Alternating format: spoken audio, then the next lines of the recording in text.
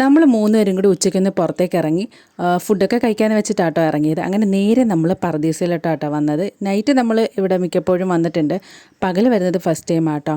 എനിക്ക് തോന്നുന്നു നൈറ്റ് വരുന്നതിനേക്കാൾ പകൽ വരുന്നതാണെന്ന് തോന്നുന്നു. സൂപ്പർ ആൻഡ് ആംബിയൻസും കാര്യങ്ങളൊക്കെ അടിപൊളിയായിട്ടുണ്ട്. അങ്ങനെ ഞങ്ങൾ ഫുഡൊക്കെ ഓർഡർ ചെയ്തിട്ട് വെയിറ്റ് ചെയ്യാം കേട്ടോ. കുറച്ച് നാളായിട്ട് വിഷ്ണു പറയാം ചട്ടിച്ചോറ് കഴിക്കണം എന്നുള്ളത്. വിഷ്ണുവിന് ഭയങ്കര ഇഷ്ടമാണ്. അങ്ങനെ വിഷ്ണു ചട്ടിച്ചോറും ഞങ്ങൾ ചിക്കൻ ബിരിയാണി ആട്ടോ ഓർഡർ ചെയ്തിട്ടുണ്ടായിരുന്നു.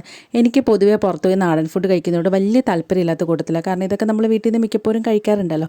അതുപോലെ സീ ഫുഡും കാര്യങ്ങളൊക്കെ മിക്ക ദിവസങ്ങളിലും നമ്മുടെ വീട്ടിൽ ഉണ്ടാവാറുള്ളതാണ്. പിന്നെ ഫിഷ് കഴിക്കാത്ത ഒരാളാട്ടോ ഞാൻ. ഫിഷ് എനിക്ക് ഒട്ടും ഇഷ്ടമല്ല. അപ്പോൾ അതുകൊണ്ട് തന്നെ ഇതുപോലത്തെ ഐറ്റംസിലൊന്നും എനിക്ക് വലിയ ഇൻട്രസ്റ്റ് ഇല്ല. പിന്നെ ഞങ്ങൾ ബിരിയാണി ഓർഡർ ചെയ്ത് ഞാനും മൈത്രിമോളൂടി ബിരിയാണി ഷെയർ ചെയ്തായിരുന്നു കഴിച്ചിട്ടുണ്ടായിരുന്നത്. പിന്നെ ഫുഡൊക്കെ കഴിച്ച് കഴിഞ്ഞിട്ട് നമ്മൾ ലൈമും ഒക്കെ ഓർഡർ ചെയ്തിട്ടുണ്ടായിരുന്നു. അതൊക്കെ കുടിച്ചു. അങ്ങനെ ബില്ലൊക്കെ കൊടുത്തിട്ട് നമ്മളവിടെ നിന്ന് ഇറങ്ങി. അവിടെ പുറത്തായിട്ട് വലിയൊരു സ്പേസ് തന്നെ ഇതുപോലെ പാർക്ക് അവർ സെറ്റ് ചെയ്തിട്ടുണ്ടായിരുന്നു കേട്ടോ. അപ്പോൾ അത് കണ്ടതോടുകൂടി മൈത്രിക്ക് അവിടെ പോകണമെന്നായി. പിന്നെ നമ്മൾ അങ്ങോട്ട് വന്നു. ഭയങ്കര വെയിലായിരുന്നു. ആ വെയിലത്ത് അതിനകത്ത് എല്ലാ കൊച്ചു കയറിയിട്ടുണ്ടായിരുന്നു. ഞാൻ കുറച്ച് നേരം തല കറങ്ങിപ്പോയി അവിടെ ഒരു സ്ഥലത്ത് ഇരിക്കുക കേട്ടോ. ബാക്കിലൊക്കെ ഫുള്ള് കുളവാഴ ഇങ്ങനെ പൂത്ത് നിൽക്കുക കായലിൽ. നല്ല ഭംഗിയുണ്ടായിരുന്നു കാണാനായിട്ട്. പല ഐറ്റംസും അവിടെ വർക്കിംഗ് ആയിരുന്നില്ല കേട്ടോ. നമ്മൾ പിന്നെ ആ ബാക്ക്ഗ്രൗണ്ടൊക്കെ വെച്ചിട്ട് കുറച്ച് ഫോട്ടോസും വീഡിയോസൊക്കെ എടുത്തിട്ടുണ്ടായിരുന്നു. നല്ല ഭംഗിയുണ്ടായിരുന്നു. അവിടെ ചെല്ലുമ്പോഴേ അതിൻ്റെ ആംബിയൻസും കാര്യങ്ങളൊക്കെ നമുക്ക് കറക്റ്റായിട്ട് കിട്ടുള്ളൂ. അതുപോലെ നല്ല ഫുഡും കേട്ടോ.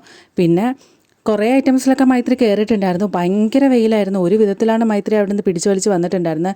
ഏകദേശം ഇതൊക്കെയാണ് കേട്ടോ ആ ഹോട്ടലിൻ്റെ ആംബിയൻസും കാര്യങ്ങളെന്നൊക്കെ പറയുന്നത്. പിന്നെ കുറേ നേരം നമ്മൾ ഫുഡ് കഴിച്ചിട്ട് അവിടെ അങ്ങോട്ടും ഇങ്ങോട്ടൊക്കെ കറങ്ങി നടന്നിട്ടുണ്ടായിരുന്നു. തിരിച്ചിറങ്ങുന്ന വഴിക്ക് ഫ്രണ്ടിൽ ഇതുപോലെ ഊഞ്ഞാലുണ്ടായിരുന്നു. പിന്നെ അതിലും കയറ്റിയിട്ടാണ് മൈത്രിയെ കൊണ്ടുവന്നിട്ടുള്ളത്. അപ്പോൾ ഒക്കെ നടക്കണം.